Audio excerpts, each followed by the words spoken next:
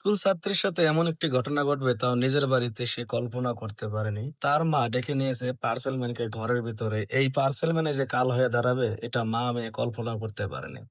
এই পার্সেল ম্যানকে বিশ্বাস করে মা ঘরের ভিতরে ঢুকিয়েছে। এখন দেখেন পার্সেল ম্যান অন্য ঘরের দিকে তাকিয়ে দেখে তার মেয়ে স্কুল ড্রেস পরতেছে। এটা দেখে সেই পার্সেল ম্যান তড়িঘড়ি করে তার মায়ের দিকে তাকালো, দেখতেছে তার মা অন্য ঘরে গিয়ে পার্সেল নিয়ে ব্যস্ত। সে আর দেখেন দেরি না করে খুব দ্রুত চলে গেল সেই স্কুল ছাত্রের রুমে। ভাই, এই ভিডিওটা দেখার আগে আমি মনে করি আমরা যারা বিশ্বাস করে ঘরের ভিতরে বাইরের লোককে প্রবেশ করাই তাদের জন্য এই ভিডিওটা। ভাই প্লিজ ভিডিওটা শেয়ার করে দিবেন। এখান থেকে অনেকজন সচেতন হবে যে বাইরের লোককে ঘরের ভিতরে ঢুকালে কত বড় একটা ক্ষতি হতে পারে। দেখেন সে কি করতেছে, তার ধারণা যে আমি এরকম পার্সেল দিয়ে মাসে আর কয় টাকা ইনকাম করি। এইরকম যদি ব্ল্যাকমেইল করে একটা ভিডিও ধারণ করতে পারি তাহলে আমি অনেক টাকা পাবো।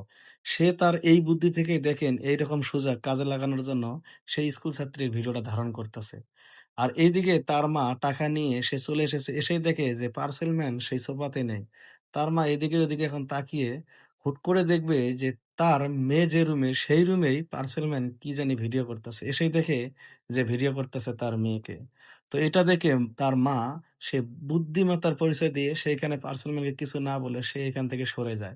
কারণ সে চাচ্ছে না যে তার মেয়ে এই জিনিসটা জানুক। কারণ স্কুল ছাত্রী তার মাথায় কোনো একটা প্রভাব পড়ুক এজন্য মা বুদ্ধিমত্তার পরিচয় দিয়ে এখান থেকে সরে গিয়েছে।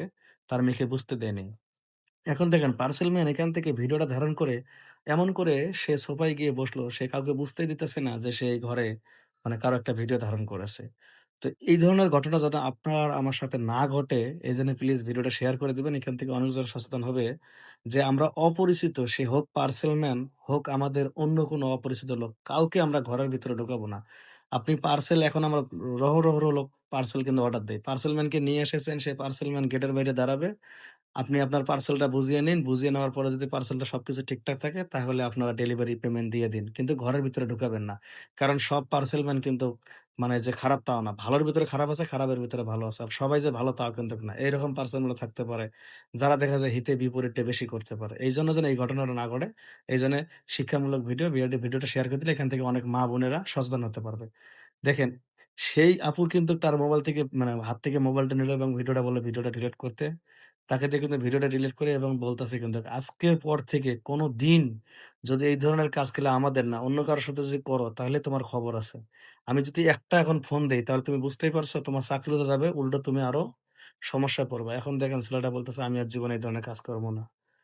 এখন এই আপুকে আমি সেলুট জানাই যে সে এই ডেলিভারি ম্যানের পেটে লাথি মারে নাই। ডেলিভারি ম্যানকে সুন্দরভাবে বুঝিয়েছে যে এরপরের থেকে নেক্সট এই ধরনের কাজ করবা না। যেখানে ডেলিভারি দিতে যাও সবাইকে মনে করবা যে এটা আমার মা, এটা আমার বোন। তাহলে দেখবা তোমার নিজের কাছেও ভালো লাগবে যে তুমি যে ইনকাম করো এই ইনকামটা তোমার কাছে হালাল মনে হবে।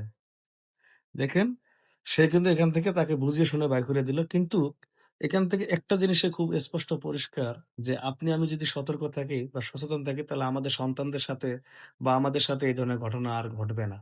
তাই আশা করি আসুন আমরা একটা শেয়ারের মাধ্যমে আমরা সচেতন করি অন্য লোককে যে এই ধরনের ভিডিও আপনারা দেখে এখান থেকে একটু হলেও বার্তা নিন। এই বার্তাটা সবাইকে ছড়িয়ে দিন যে অপরিচিত লোককে ঘরের ভিতরে কখনো ঢোকাবেন না।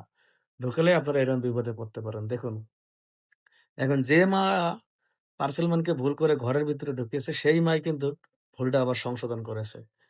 এই শব্দগুলো শোনার পরে তার মেয়ে কিন্তু স্কুল থেকে রুম থেকে বের হয়ে বলতেছে, "কি ব্যাপার মা? তুমি কার সাথে চিল্লাপাল্লা করতেছ?"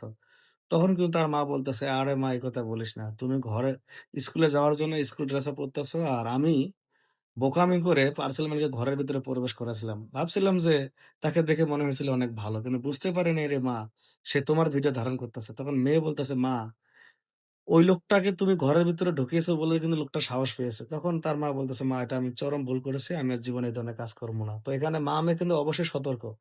তো আপনি আমি যদি সতর্ক হই তাহলে দেখা যায় আমাদের সাথে এই ধরনের বিপদ আর হবে না। কারণ আমরা সবাই কিন্তু এখন মানে অনলাইনে অর্ডার দেই বেশি। কিন্তু আমরা পার্সেল ম্যানকে বিশ্বাস করে কেউ যেন ঘরের ভিতরে না ঢোকে। তাহলে এই মা এবং এই মেয়ের মতো কিন্তু আপনি আমি বিপদে পড়তে পারি। তাই আসুন আমরা সবাই সাবধান হই এবং অন্যকে সাবধান করি।